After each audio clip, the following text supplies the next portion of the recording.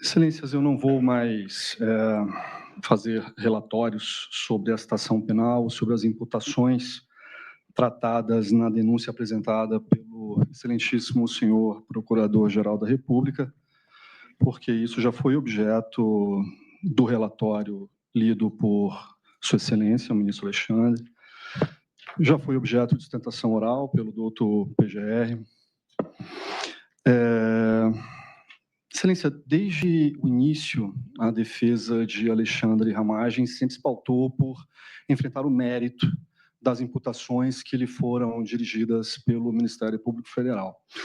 A defesa técnica apresentou pouquíssimas questões preliminares, incidentes processuais. A defesa nunca se furtou de analisar o mérito das imputações, de examinar detidamente cada um dos elementos sobre os quais se fundam essas imputações. No entanto, eu peço venha para abordar rapidamente duas questões que necessariamente têm que ser analisadas antes de passemos à análise do mérito das imputações em si. A primeira delas se refere à resolução número 18 de 2025, editada pela Câmara dos Deputados. Essa colhendo da primeira corte em julgamento de questão de ordem, analisando o teor da resolução, que de fato foi um tanto elástica, né? Ela abarcava todos os réus dessa ação penal, entendeu que ela, com base no artigo 53, parágrafo 3º da Constituição, somente seria relacionada ao réu Alexandre Ramagem, e apenas poderia surtir efeitos em relação a 2 dos 5 crimes que lhe foram imputados, crimes estes que teriam sido praticados após sua diplomação como deputado federal, eleito que foi nas eleições de 2022. Esses crimes, evidentemente, são aqueles ocorridos naquele caos, naquela coisa que houve em Brasília no dia 8 de janeiro de 2023, e se refere basicamente a ambos os ilícitos, aos danos suportados pelas sedes dos 3 poderes da República. Corre, excelências, que a defesa apresentou embargos de declaração em face do acórdão que resolveu aquela questão de ordem, suscitando uma omissão naquele acórdão, uma omissão relacionada à natureza jurídica do crime de integrar organização criminosa. A natureza jurídica desse crime, segundo a dicção dessa Suprema Corte, segundo a orientação jurisprudencial dessa primeira turma. Nos embargos, apresentamos alguns precedentes da lavra dessa primeira turma, de relatoria do ministro Fux, de relatoria do ministro Alexandre de Moraes, que se referem a consequências práticas, inclusive danosas aos réus, decorrentes dessa interpretação, decorrentes da natureza jurídica de crime permanente atribuído à infração penal do artigo 2º da Lei 2.850. Né? Essa natureza jurídica, ela implica na aplicação da lei penal mais gravosa, caso a legislação seja alterada no curso da existência da organização criminosa. Esse entendimento é aplicado para a decretação de prisão preventiva e, nos embargos, com todas as vênias devidas, citamos um precedente da relatoria do ministro Alexandre de Moraes, um precedente constituído num célebre julgamento no caso do deputado federal Brazão, que foi apontado como um dos mandantes daquele crime horrendo praticado contra a vereadora Marielle. Naquela ocasião, a primeira turma assentou o seguinte entendimento: essa barbárie praticada contra a vereadora, ela de fato ocorreu antes da diplomação desse senhor como deputado federal. Mas pelo fato de ele integrar uma organização criminosa e a organização criminosa ser um crime de natureza permanente, essa situação atrairia a competência desse Supremo Tribunal Federal, porque após a diplomação, segundo elementos contidos nos autos da ação penal, a organização criminosa permanecia em funcionamento. O que a defesa de Alexandre Ramagem fez e postulou ao apresentar, além desse, outros precedentes dessa rolenda turma, foi requerer a aplicação desse entendimento ao caso concreto, porque a denúncia imputou claramente a Alexandre Ramagem o crime de integrar organização criminosa. E, segundo a denúncia, as atividades dessa organização criminosa se perpetuou até 8 de janeiro, momento no qual Alexandre Ramagem já havia sido diplomado deputado federal. Então, com todas as vênias devidas, o entendimento da defesa é de que, de fato, a Resolução 18/2025, seguindo os fundamentos apresentados no acórdão que resolveu a questão de ordem, também alcançaria o crime de organização criminosa, porque esse crime, segundo a denúncia, ainda se encontrava em vigência após a diplomação de Alexandre Ramagem como deputado federal. Segunda questão que a defesa pede vênia para trazer ao conhecimento desse plenário, antes de adentrar no mérito das imputações, se relaciona ao relatório final apresentado na PET 11.108. O relatório final da PET 11.108, o extenso relatório final da PET 11.108, constituído por 1.125 laudas, foi publicizado por determinação do ministro Alexandre de Moraes, em decisão, salvo engano, Vossa Excelência pode me corrigir se eu estiver errado, em 18 de junho de 2025, por força de decisão expressa do ministro Alexandre nos autos daquela PET. Essa decisão foi proferida, essa decisão que deu publicidade ao relatório final dessa investigação foi proferido dias antes do início do prazo para a apresentação de alegações finais, prazo esse que se iniciou com a Procuradoria-Geral da República.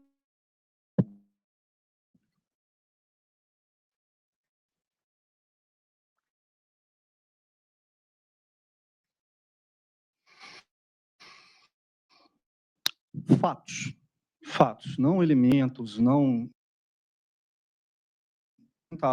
cujo recebimento originou esta ação penal que estamos aqui a julgar. Fatos, eu poderia dizer que ou não guardam nenhuma relação com as imputações apresentadas pelo Ministério Público Federal na denúncia que deu origem a essa ação, ou fatos que se relacionam de uma forma muito indireta à denúncia, porque esses fatos não foram, de fato, sequer detalhados, mas o termo correto não seriam detalhados. Esses fatos eles não foram devidamente apresentados na denúncia, não foram apresentados. E quando esses fatos foram efetivamente formalizados, eles foram concatenados, coordenados naquele relatório final da PET 11.108, nós já estávamos efetivamente no fim da instrução dessa ação penal. Tanto que, salvo engano, uma semana depois, iniciou-se o prazo para o doutor Procurador-Geral da República apresentar suas alegações finais. Então, os fatos, os elementos de informação que dão suporte a esses fatos, segundo a descrição apresentada pela autoridade policial, não foram objeto de contraditório nesta ação penal, não foram. Não houve, assim, momento hábil para que a defesa produzisse contraprova em relação a esses fatos.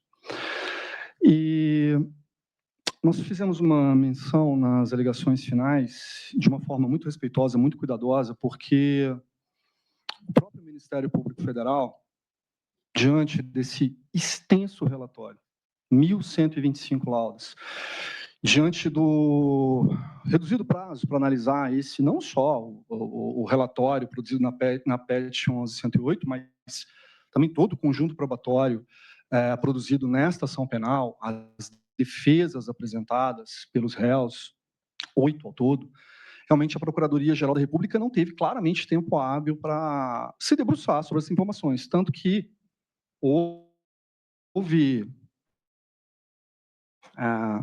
nas alegações finais do Ministério Público Federal um equívoco muito grave em relação ao Alexandre Ramagem, um equívoco baseado na análise que o tempo permitia, não vou dizer apressado, na análise que o tempo permitia sobre alguns elementos de informação trazidos naquele relatório. O exemplo que citei em alegações finais foi sobre um suposto log de acesso de Alexandre Ramagem ao sistema First Mile. O Ministério Público Federal afirmou que Alexandre Ramagem não apenas teria ciência da utilização irregular dessa ferramenta pelo Serviço de Inteligência brasileiro, como também tinha acesso ao sistema, citando esse log e a data desse log, 15 de maio de 2019. De fato, há uma informação nesse sentido no relatório apresentado pela Polícia Federal na PET 11.108. Ocorre que a autoridade policial não fez alusão a log de acesso a sistema algum. Na verdade, esse registro de 15 de maio de 2019 era de acesso às dependências físicas da ABIN. Há uma tabela que a autoridade policial colacionou no relatório final sobre os acessos de Alexandre Ramagem no dia 15 de maio às dependências da BIM. E ali temos, todos de 15 de maio, ali temos registro de entrada de motorista, passou por 2 cancelas, alguns registros de entradas em blocos da BIM, bloco A, tal hora.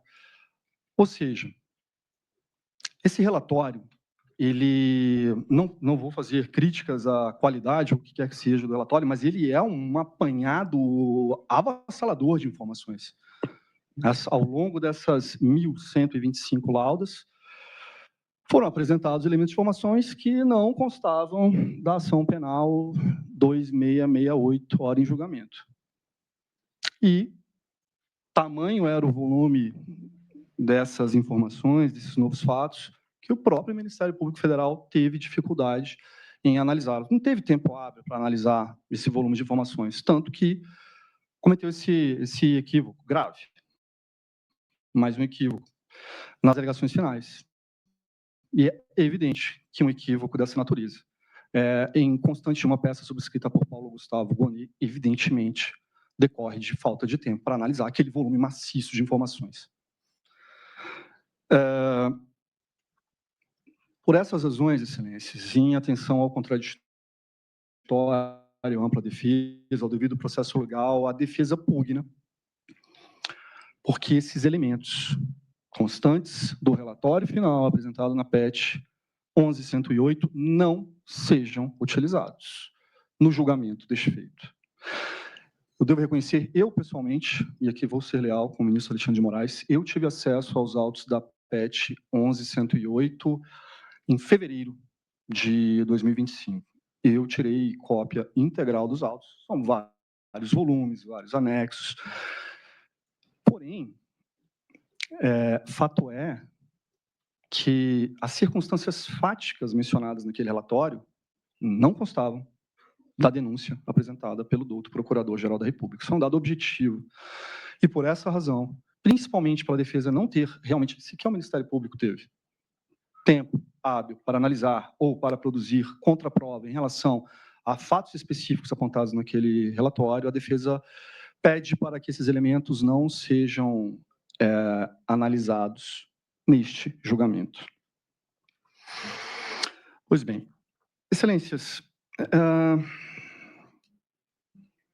a denúncia imputa a Alexandre Ramagem, originalmente ela imputou a Alexandre Ramagem, 2 conjuntos de fatos. O primeiro deles, Alexandre Ramagem teria atuado na construção de uma mensagem em detrimento do sistema eletrônico eleitoral, em detrimento das urnas eletrônicas. Na ocasião, na denúncia, com base no relatório final apresentado na PET 12.100, Sua Excelência, o doutor Procurador-Geral da República, baseou essa imputação em 3 documentos de texto. Que foram encontrados, obtidos pela autoridade policial ao realizar perícia em equipamentos eletrônicos que foram utilizados por Alexandre Ramagem durante sua gestão à frente da ABIN. Computadores, telefones. 2 desses documentos foram encontrados em computadores, eram documentos do tipo DocX. Um terceiro documento foi encontrado no telefone celular, era aquele documento do tipo notas, né? Tanto Android quanto o sistema iOS tem esse aplicativo de notas. Esses documentos, basicamente,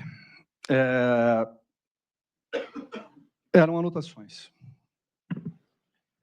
Desde o interrogatório ao qual Alexandre Ramagem foi submetido perante a autoridade policial, salvo engano, em julho do ano passado, Alexandre Ramagem sempre falou: eu faço anotações de tudo. Ele chegou a mencionar no interrogatório que era uma espécie de diário, tudo ele anotava. Ele falou: meu computador é um mar de anotações. Em defesa prévia, antes, na resposta à acusação, agora em alegações finais, a defesa técnica bateu em um ponto muito específico em relação a esse documento de texto.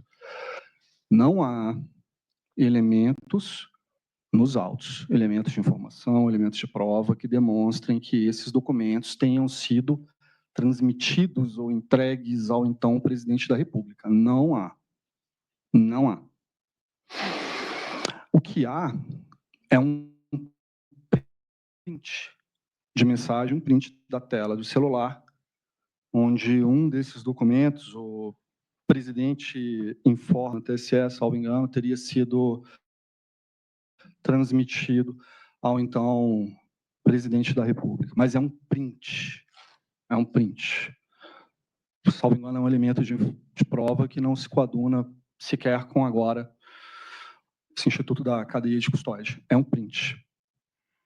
Para além desse print, não há elementos de informação nos autos que demonstrem tenham sido esses documentos transmitidos, repassados ao então presidente da República.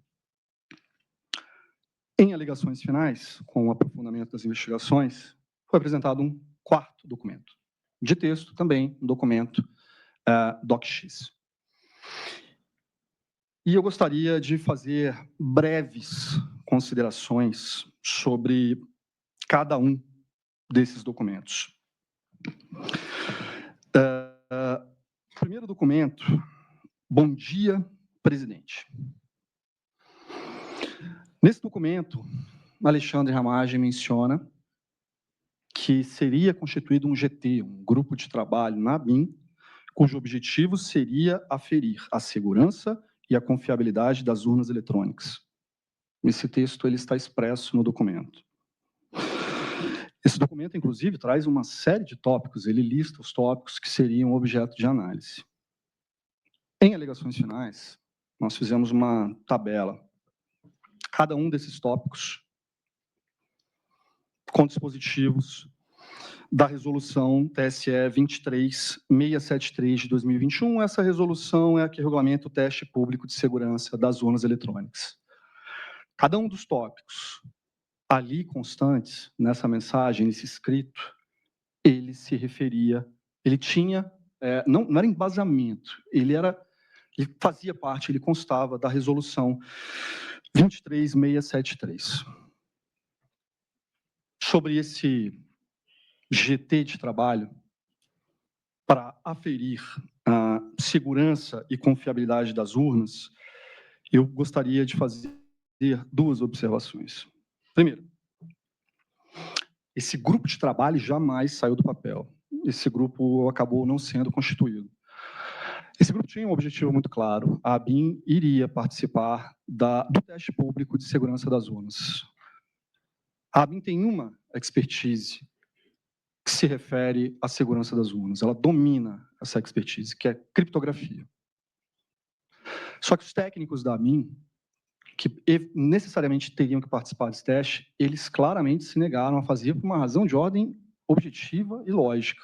Não estamos preparados para participar desse teste. Esse teste é público, é aberto. A Polícia Federal participará do teste, universidades públicas participarão do teste. Nós não vamos nos expor sem o devido preparo.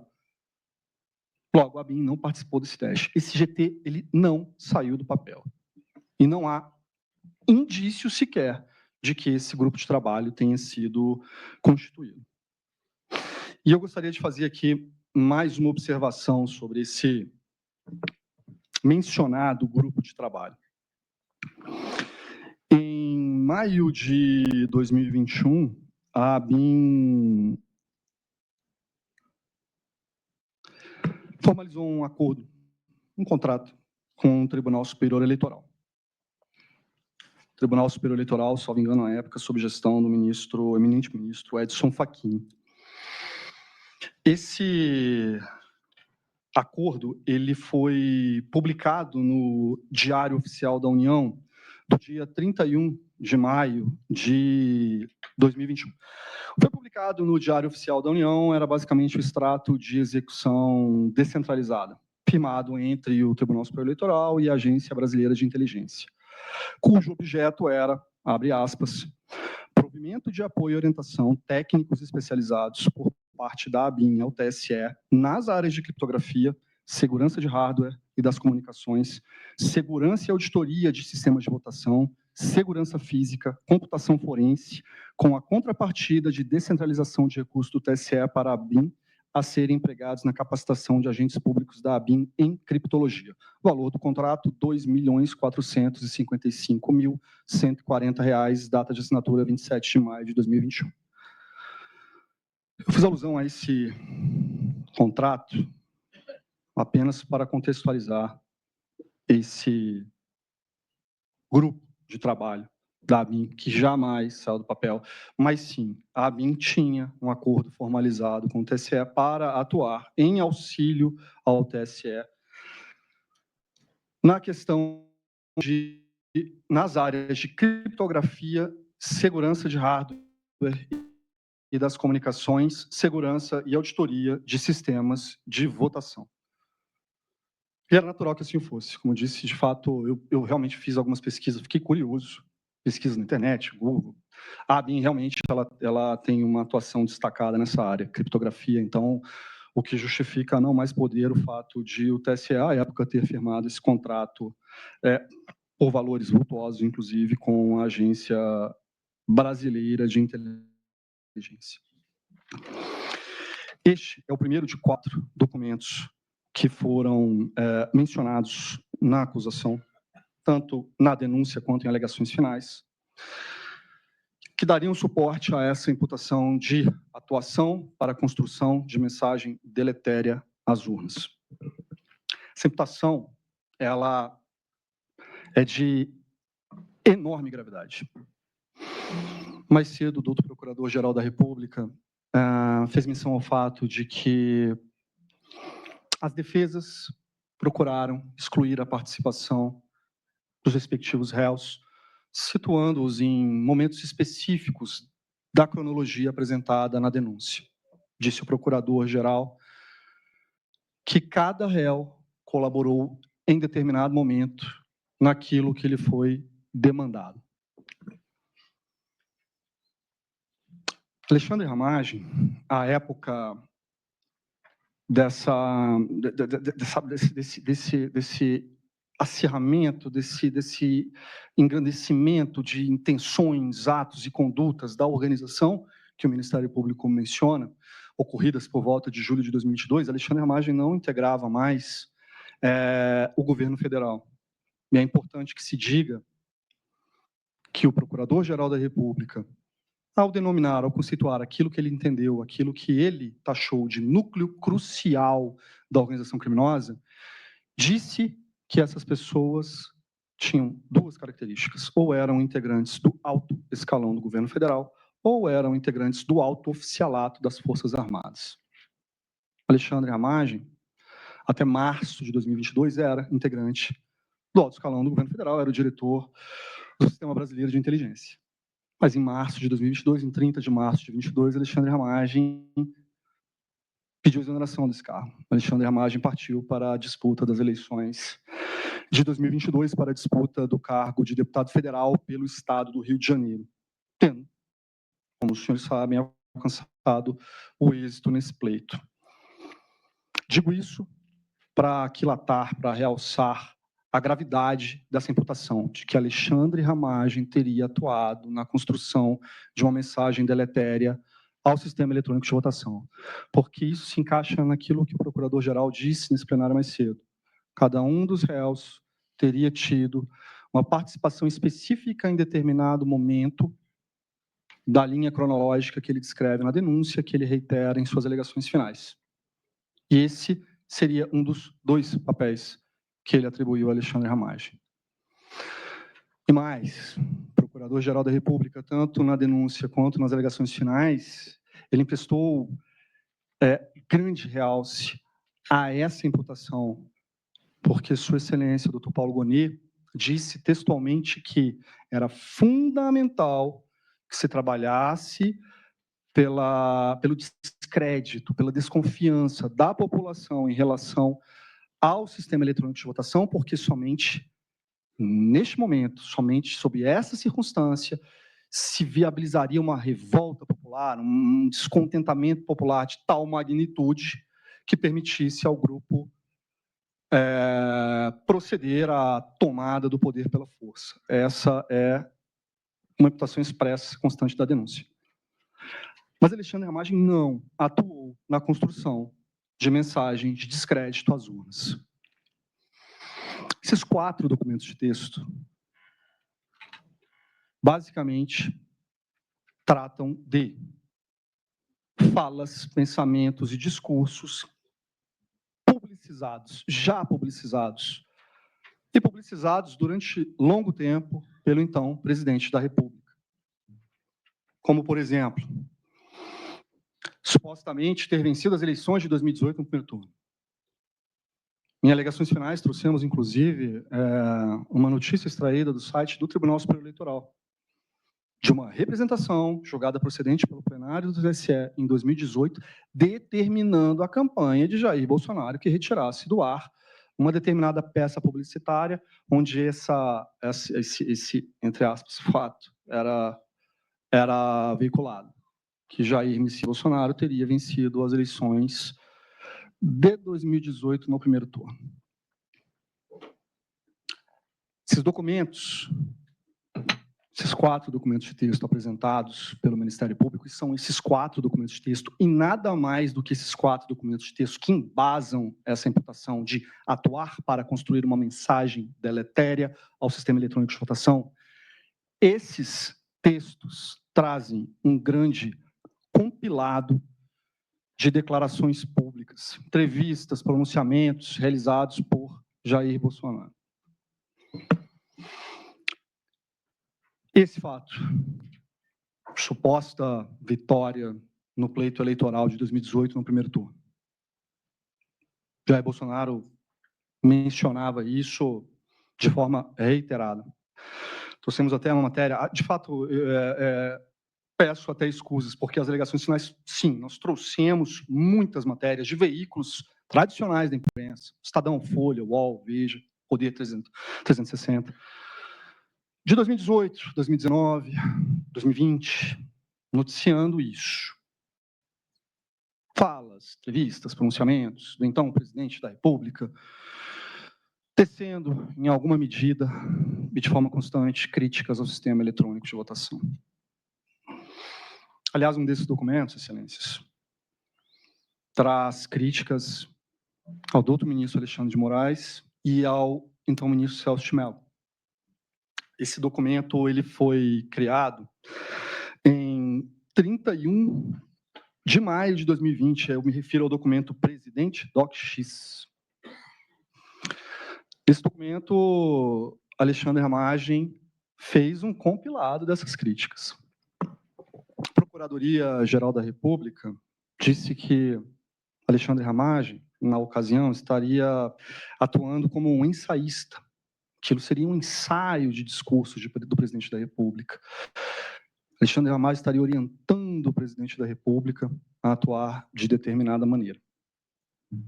Em relação a esse documento, Presidente DocX, as alegações finais trouxeram uma série de matérias jornalísticas veiculadas à época. Em maio de 2020, em abril de 2020, onde o então presidente da República tecia críticas ao doutor ministro Alexandre de Moraes e ao então ministro Celso de Mello. Desculpe o termo, é entre aspas. É a época daquela frase "acabou, porra". Salvo engano, relacionada à divulgação do teor de uma reunião ministerial pelo ministro Celso de Mello, que deixou o então presidente inconformado. Esse documento, Presidente DocX, ele é um compilado dessas críticas. Aliás, ele foi redigido 3 dias depois da última manifestação, diria, de impacto do presidente da República, porque naquela ocasião, realmente, o nível das críticas foi muito alto. Foi muito alto. Mas Alexandre Ramagem não atuou para orientar o presidente da República. Alexandre Ramagem não era um ensaísta de Jair Messias Bolsonaro. Alexandre Ramagem compilava ali pensamentos do presidente da República. Isso aconteceu nesse documento, Presidente DocX, e também aconteceu no documento Presidente Informa TSE DocX. Esse documento, Presidente Informa TSE DocX, é de uma relevância imensurável para a defesa. Por quê? Porque, com base nesse documento, Sua Excelência, o doutor Procurador-Geral da República, baseia uma grave imputação dirigida a Alexandre Ramagem. Disse Sua Excelência que esse documento foi criado em 10 de julho de 2021. E a edição final, a modificação final desse documento teria sido em 27 de julho de 2021. Logo, esse documento seria uma evidência de que Alexandre Ramagem teria orientado o presidente da República naquela malsinada live de 29 de julho de 2021, live essa apontada na denúncia como início formal das atividades da organização criminosa. Não. Não. Esse documento, mais um compilado das declarações, não estou fazendo juízo de valor sobre declarações de quem quer que seja, mas era um grande compilado das declarações até então expostas por Jair Messias Bolsonaro, especificamente sobre essa suposta vitória no primeiro turno das eleições de 2018. Ali, Alexandre Ramagem reitera que o presidente teria, sim, vencido as eleições de 2018. Ruim. Mas esse documento tem um claro contexto. Alexandre Ramagem me falando sobre essas suspeitas, essas maquinações sobre fraude em eleição de 2018, para apresentar a ideia de que abre aspas, o voto auditável é o controle da liberdade dos técnicos do TSE que detém o domínio de código-fonte e chaves criptográficas das urnas. Voto auditável. Mais importante do que afirmar que esse documento, a última modificação foi em 27 de julho de 2021, fazendo esse link com a live,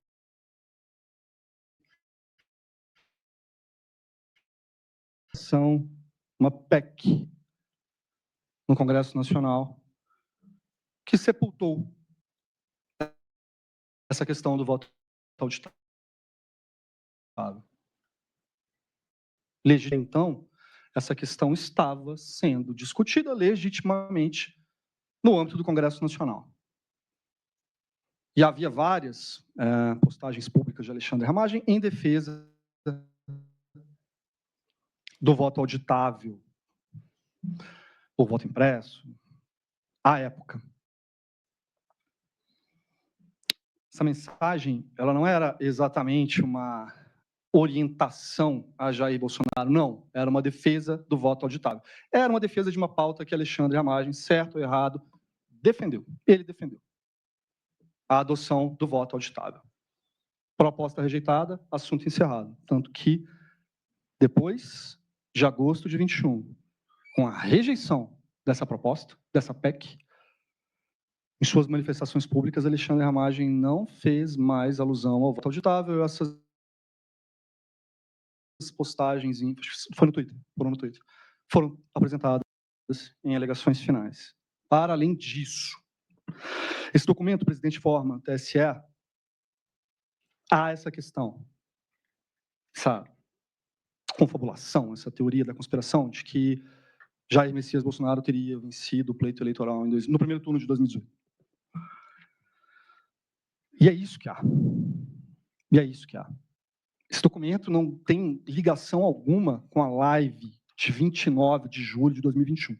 Aliás, eu louvo o esforço do Procurador-Geral da República em suas alegações finais. Ele transcreveu o documento presidente informa TSE e transcreveu trechos da live do então presidente da República. E, assim, foi mais de uma hora de live. Esse texto, presidente informa, é um texto pequeno.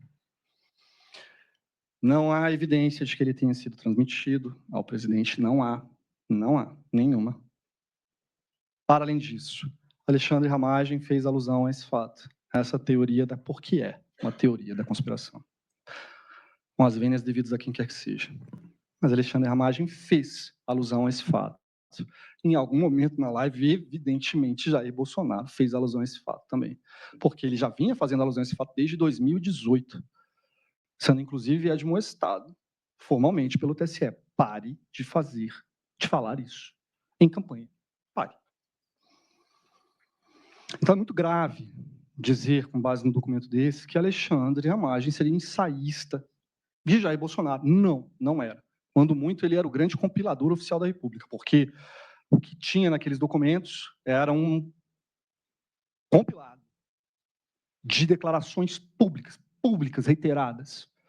Eu lembro, na época, que se falava naquele finado cercadinho, descolocado, uns jornalistas na frente do Palácio da Alvorada, boa parte das matérias que foram colacionadas em alegações finais, o presidente da República estava ali, declarando esse tipo de coisa aos jornalistas, antes de Alexandre Ramagem colocar esse papel, antes de Alexandre Ramagem fazer o seu grande compilado de falas, discursos e entrevistas do então presidente da República.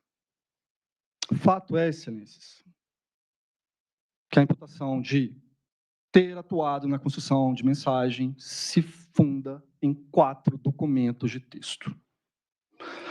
Sendo que apenas em relação a um deles há um print de tela de celular que teria sido transmitido ao então presidente da República. Vou até ser claro nesse ponto. Nesse print havia lá em cima do destinatário da mensagem JB01. Acho que Vossa Excelência se recorda. Mas é um print. Em relação aos outros 3, não há elemento de informação que demonstre que esses documentos, o grande compilado, teria sido repassado ao então presidente da República. Eram anotações, eram opiniões pessoais de Alexandre Ramagem.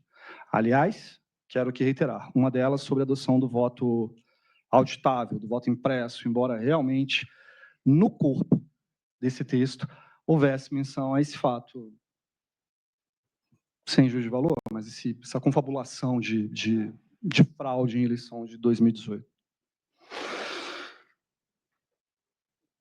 Para além disso, 3 anos de perícia. Alexandre Ramagem foi diretor da BIM de julho de 2019 a março de 2020. Os computadores utilizados por ele à época, a impressora utilizada por ele, celulares utilizados por ele, foram objeto de extensa perícia pela Polícia Federal. 3 anos. A perícia se debruçou sobre 3 anos de material constante nesses gadgets. 3 anos. 4 documentos de texto. Isso aqui é um indício concreto de que esses documentos tenham sido transmitidos, passados para frente. Isso é uma questão, isso é um dado objetivo, que eu acho que vai muito além do conteúdo desses documentos. E é um 4º documento, em que Alexandre Ramagem apresentou uma sugestão. Aliás, opinião, que a defesa técnica pessoalmente não concorda, mas o documento se chama PR, presidente, Eu disse no começo que eram 3 documentos DocX e um documento tipo notas. Esse é o documento tipo notas. Presidente, PR presidente. Onde Alexandre Ramagem faz uma série de considerações sobre inquéritos conduzidos pela Polícia Federal, que, segundo ele, não seriam objeto de distribuição para delegados, haveria uma designação pelo STF, salvo engano, dos delegados que atuariam nesses inquéritos. Ele mencionava que isso era legal. E ali tinha essa ideia, que a AGU deveria ser consultada para ferir a legalidade desse inquérito. Sim, isso estava no texto. Isso estava no texto. 2 considerações sobre esse documento. Primeiro, não há, de novo, evidência de que isso tenha sido passado para frente. Aliás, 3 considerações. Segunda consideração.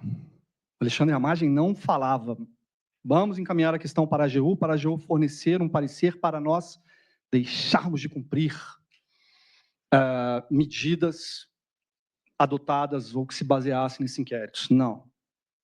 A frase era caminhar a questão à AGU para que afira a legalidade das medidas para que se cumpra ou não determinações da lei advindas. Para que se cumpra ou não, a depender do juízo de valor da AGU. É óbvio que se pode objetar que a AGU não seria o órgão competente para tanto? Claro. Mas a ideia que se tinha ali era encaminhemos para a AGU, órgão competente ou não, encaminhe-se para a AGU para que a AGU analise a questão e diga se é legal ou não e se vamos ter que cumprir ou não. Cumprir ou não, a depender do juízo de valor da AGU. Nesse documento não havia menção a uso de força, não havia menção a vamos prender quem quer que seja, não. Só isso. Mande a questão para a AGU. Terceira consideração sobre esse documento. Dr. Bruno Bianco foi ouvido nos autos como testemunha. O então advogado-geral da União. Salvo engano, o Dr. Bruno foi advogado-geral da União de julho de 21 a dezembro de 22. Coincidentemente, ele pegou esse período que a denúncia afirma ser o período em que a organização criminosa esteve em atividade. E o Dr. Bruno Bianco foi taxativo. Não recebi consulta alguma nesse sentido. Não recebi consulta formal nesse sentido, não recebi consulta informal nesse sentido. Não recebi. A AGU não foi provocada tanto. Então, a defesa reitera. Era uma opinião que não foi levada a cabo e que não foi transmitida ao presidente da República. O que a denúncia afirma e o Ministério Público afirma em alegações finais é que essa sugestão, essa ideia, essa opinião, encontraria coincidência com um escrito que foi atribuído à autoria do general Augusto Heleno, onde ele fala, vamos mandar a questão para a AGU, para que o presidente, então, atribua força normativa ao parecer e quem descumprir o parecer poderá ser preso. Esse manuscrito teve sua autoria atribuída ao general Augusto Heleno. Acho que o Dr. Milanês falará sobre a questão muito melhor do que eu. Só estou dizendo que o relatório final da PET 12.100, a acusação, tanto na denúncia quanto em alegações finais, afirmou que esse manuscrito seria de Augusto Heleno e teria esse sentido. Mas, note, excelências, esse manuscrito, a ideia que está ali, não guarda semelhança com o que foi encontrado no texto escrito por Alexandre Ramagem. Alexandre Ramagem falou, encaminha a questão à AGU para que a AGU afira a legalidade. Competente ou não? Pessoalmente, acho que não. E, com base nesse parecer, nessa análise da AGU, nós poderemos cumprir ou não essas medidas, essas determinações advindas desses inquéritos policiais.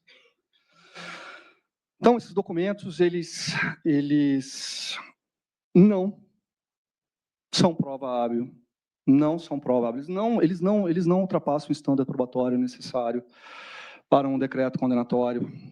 São 4 documentos de texto, amealhados ao longo de uma perícia que cobriu 3 anos de atividades de Alexandre Ramagem à frente da ABIN. Uma prova concreta de que esses documentos tenham sido transmitidos. 2 deles são um grande amealhado de entrevistas e discursos e pronunciamentos de Jair Messias Bolsonaro. Um deles faz alusão a um GT de trabalho, esse, o do print que da tela de computador, que seria o indício mais sólido de que esse documento teria sido repassado ao então presidente, mas que fazia alusão a um GT de trabalho baseado em uma resolução. Claramente, isso está nas alegações finais, é uma tabela, medidas, artigos da resolução, um por um. Um GT cujo objeto era aferir a segurança e confiabilidade das urnas com base na resolução do TSE que regulamentava o teste público de segurança das urnas. Simples assim.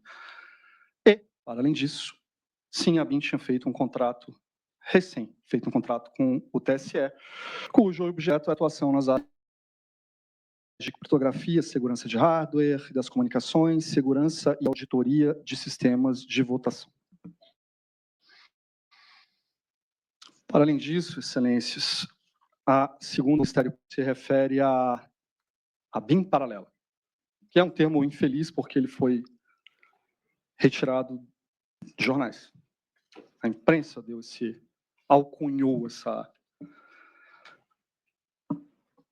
instituição de ABIN paralelo.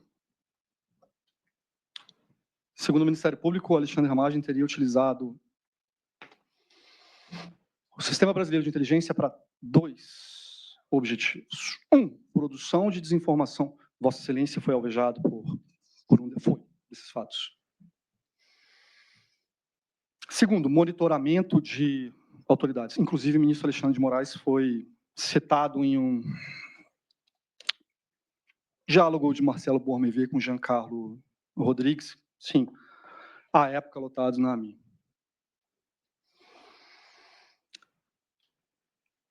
Ao mencionar esses fatos, a denúncia, aí eu quero fazer aqui a observação sobre a PETS 11.108. A denúncia fez uma menção ao First Mile, popular First Mile, essa ferramenta de inteligência de geolocalização. Essa ferramenta conseguiria encontrar pessoas apenas com conhecimento do número de telefone, fazendo um cruzamento com as ERBs, com as estações de rádio base das operadoras de telefonia. A denúncia, de fato, fez alusão ao First Mile. Mas, com base na PET 11.108, as alegações finais foram muito mais além.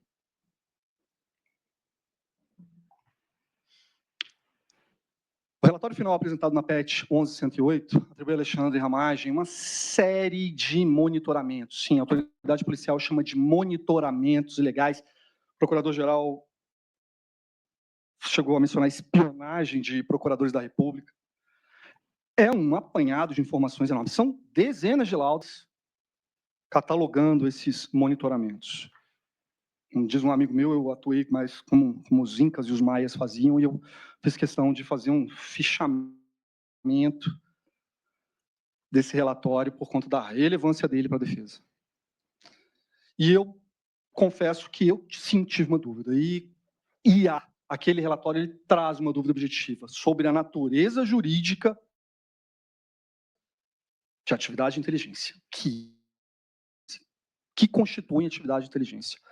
Porque muita coisa que eu vi ali, aliás, a maior parte delas, se referia a pesquisas na internet. Peguei o currículo de fulano, peguei uma notícia de cicrano.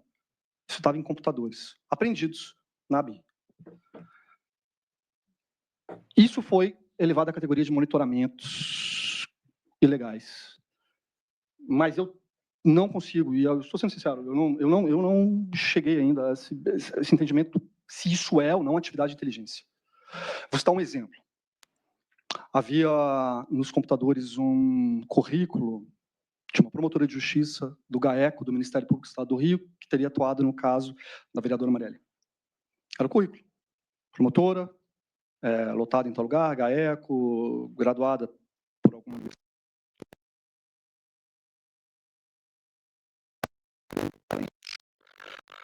Um terço de página no currículo. E isso foi elevado à condição de monitoramento clandestino, de atividade de inteligência irregular, de desvirtuamento do Serviço Brasileiro de Informação. Essa é uma das questões que a defesa traz relacionadas ao relatório final da PET 11.108. Não é só a questão de que não houve tempo hábil para o contraditório ali, mas, assim, o relatório, o sentido que a autoridade policial deu para os fatos ali narrados é muito sério, muito grave. Aquilo ali merece reflexão, merecia, sobretudo, debate, discussão, acusação, defesa. Porque não dá para levar ao cabo a conta de monitoramento legal, informações retiradas de Google. Não. O Sistema Brasileiro de Informação, o brasileiro, não pode ser isso, não. Voltando ao First Mile, houve, embora o delegado faça alguma mistura entre First Mile e monitoramento legal, há uma autoridade, um parlamentar que foi, sim, ao que parece, foi sim, monitorado com o uso do First Mile, o então deputado João Willis. Detalhe, esse monitoramento ocorreu antes de Alexandre Ramagem tomar posse como diretor da ABIN, fato objetivo. Antes. É por isso que a autoridade policial citou que ele frequentava a ABIN. É óbvio que ele frequentava a ABIN. 2 vezes. Ele foi 2 vezes à ABIN antes da posse. Ele ia ser empossado como diretor do órgão nacional de inteligência. Ele foi visitar a instituição que, dali a algumas semanas, ele passaria a gerir. 2 vezes, Alexandre Ramagem, ao contrário do que o Ministério Público afirmou, não foram logs de entrada em First Mile, foram registros de entrada nos prédios físicos, nas evidências físicas da ABIN. Maio e junho. Antes de Alexandre Ramagem tomar posse como diretor do órgão. Claramente, essas informações foram utilizadas pela autoridade policial para vincular esse monitoramento ilegal realizado sobre o então deputado João Willis, vinculá-lo a Alexandre Ramagem. Alexandre Ramagem sequer era o diretor da ABIN à época. É disso que se trata. É por isso que eu digo, o relatório da PET 11.108 merece redobrada cautela na sua análise, merece muito debate sobre ele. E ele aportou nos autos somente após encerrada a instrução processual dessa ação penal. Para além disso, em relação à desinformação produzida no âmbito da ABIN, de fato, há um diálogo que foi colhido em celulares entre Marcelo Bormervé e Giancarlo Rodrigues, ambos um policial federal, um sargento de exército, ambos lotados na ABIN, em que eles pegaram um documento de texto, outro documento de texto, positivo, DocX, que se referia, trazia informações sobre o quadro societário da empresa Positivo, então fabricante de urnas eletrônicas. O documento trazia informações sobre o quadro societário dessa empresa. E a defesa, sim, defendeu o caráter institucional desse documento, sobretudo baseado no acordo em vigor com o TSE, para que a ABIN atuasse junto ao TSE para implementar, aumentar, melhorar, aprimorar a segurança das urnas. Esse acordo havia. E esse documento estava lá, e nada mais, havia um documento.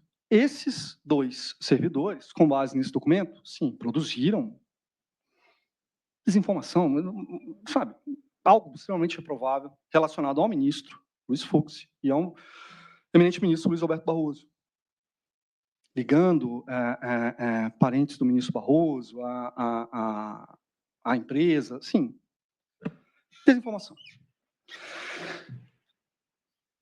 A defesa já havia dito que a Ramagem não deu ordens nesse sentido, que essa responsabilidade não poderia ser atribuída à Ramagem, salvo se admitíssemos culpa em vigilando, culpa em elegendo, responsabilidade penal objetiva.